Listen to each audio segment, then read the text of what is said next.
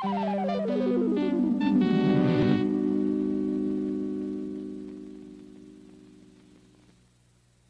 a commonly held misconception that the Earth is a spherical object that revolves around the Sun. But the fact is, of course, that the Earth is a circular dish surrounded by a barrier of ice that explorers have been attempting to penetrate for centuries.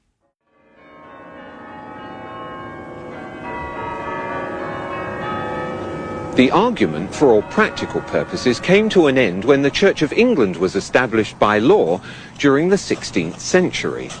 They rejected many laws of the ancient Catholic Church, and to appear forward-thinking, they embraced many radical scientific notions prevalent at the time, including Copernicus' round Earth theory. With this endorsement, the theory found its way into the schools, which were then largely controlled by the Church. It has remained there to this day, and many children have accepted it without question. Fortunately, not all scientific arguments are based on such questionable research. The Greek astronomer Ptolemy determined to everyone's satisfaction that the Earth is flat, circular, and the central body in the universe. His theory went unchallenged for 1,200 years. Not surprising, really. One need only look around. However, the notion that it was some other shape gained some acceptance during the Renaissance. These were impoverished times. Most writers, artists, and scientists could not support themselves through their work. They depended on the patronage of the upper class. Consequently, creative and original thinking men let their imaginations run rampant in order to attract support. In 1543, the Polish astronomer Copernicus suggested the bizarre notion that the Earth is a round ball that circles the Sun. But his book emphasized it was only a hypothesis. He further avoided controversy by withholding the book for 13 years, and then by dying on the day it was published. So Copernicus' notion that the Earth was a ball you couldn't fall off of was readily embraced by businessmen. And when Magellan's crew claimed to have circumnavigated the globe in 1522, it was seen as a new piece in the scientific puzzle. But more importantly, it was seen as a strong psychological boost for free enterprise. It's also been seen as a huge publicity stunt. 2,000 years ago, an Egyptian scholar by the name of Eratosthenes performed an experiment that he claimed proved the Earth to be a sphere. However, there are serious doubts about the accuracy of his data and his scientific procedures. Dr. Leo Ferrari explains. The Eratosthenes experiment is an experiment supposedly conducted in the 1st century, whereby this ingenious person was supposed to have proved, I say that in quotes, that the Earth was a sphere of some 4,000 miles radius. Eratosthenes one day noticed that the Sun was directly overhead in Syene, whereas he noticed that on the same day, at the same time, the Sun made an angle of 7.2 degrees to the vertical at Alexandria, which was some 530 miles away. How did Eratosthenes in the 1st century know what the Sun was doing on the same day in two places which are 530 miles apart? One can take all those same data, knowing that the Earth is flat. In one place you have the Sun directly overhead, and at another place, at the same time, at 530 miles away, let us suppose that it does make an angle of 7.2 degrees to the vertical. Then we have a right-angled triangle, which it can be easily shown that the Sun is some 4,000 miles up in the sky. These superficial, even, considerations show that it's impossible. The whole thing, it's a story, a fairy story made up and mindlessly repeated in textbooks. There's all kinds of proofs right around you that show that the Earth is flat.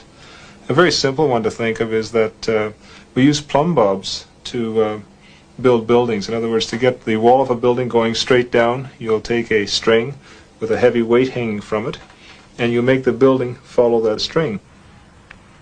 That plumb bob will point to the center of a round Earth. That means that if you imagine that this was the correct Earth, you can imagine a plumb bob held here would point in that direction, and a plumb bob held here would point in that direction.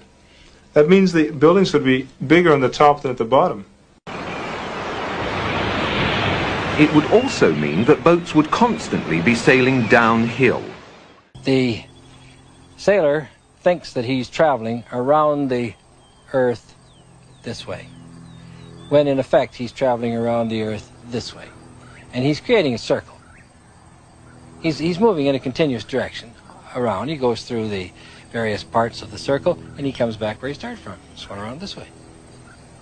Does running round your neighborhood prove that the neighborhood is round? Samuel Burley Rowbottom, better known throughout the scientific community as Parallax. In 1881 he had published this book, Earth Not a Globe. Outlining dozens of experiments performed over many years, it quickly became the standard authority for anti-globularists. Perhaps the most significant experiments were those carried out on a canal known as the Old Bedford Level.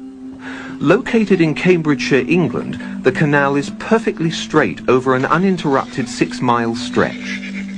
While there, Parallax conducted many experiments, all towards one conclusion: to prove that the surface of the water in the canal was indeed perfectly flat. In one experiment, a boat carrying a flag rowed from one bridge to another 6 miles away. An observer with a telescope placed 8 inches above the surface of the water found that the flag and the boat were distinctly visible throughout the entire distance. If the Earth is a sphere with a circumference of 25,000 miles, then over a distance of 6 miles, the second bridge should mathematically be 16 feet below the observer's eye line. Through time-lapse photography, the velocity of these clouds has been dramatically increased. While they were actually drifting over the mountains at approximately 27 miles per hour, they now have the appearance of moving at well over 100, 4 times their normal speed. If the clouds were stationary and the Earth was revolving underneath them, this is how it would appear if the Earth was spinning at 100 miles per hour. Yet we're told that the Earth is spinning at 10 times that speed. Consider this. Those who maintain that the Earth is a globe that spins suggest that people standing at the equator are being whirled around at approximately 1,000 miles an hour.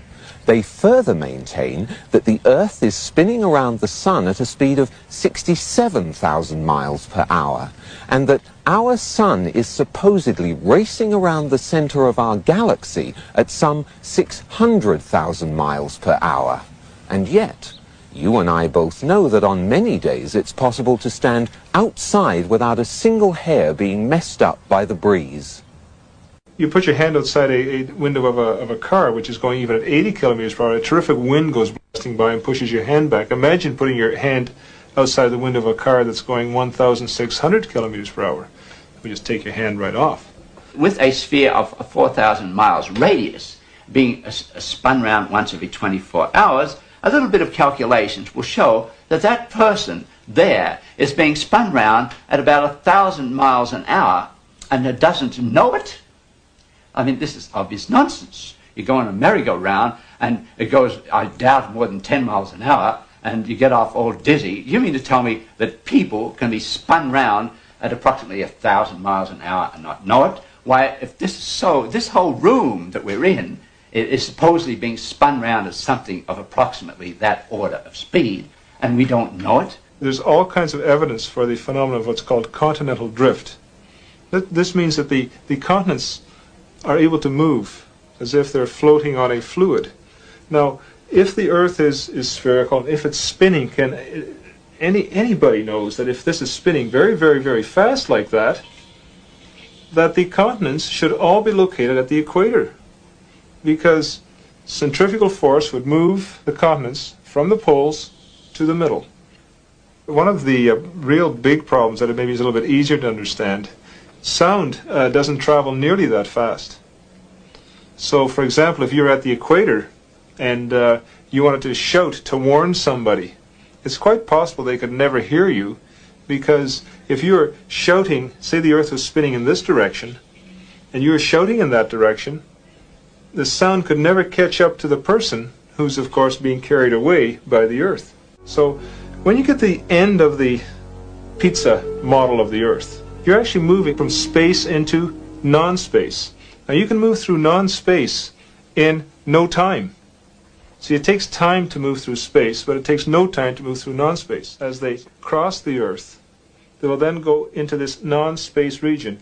They will instantly then be able to reappear back where they started by taking a non-space route. The moon does this, the sun does this, and stars even do this at a very, very slow rate, moving from space into non-space and then reappearing back where they started from. This is due to a property of reflectivity and complementarity that is a well-known phenomenon.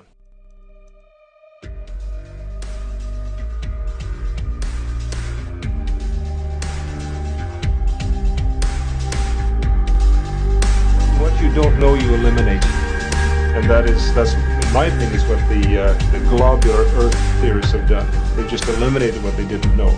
The more honest approach is the flat Earth approach, where you say, well, we don't know what's at the ends, but the ends are there.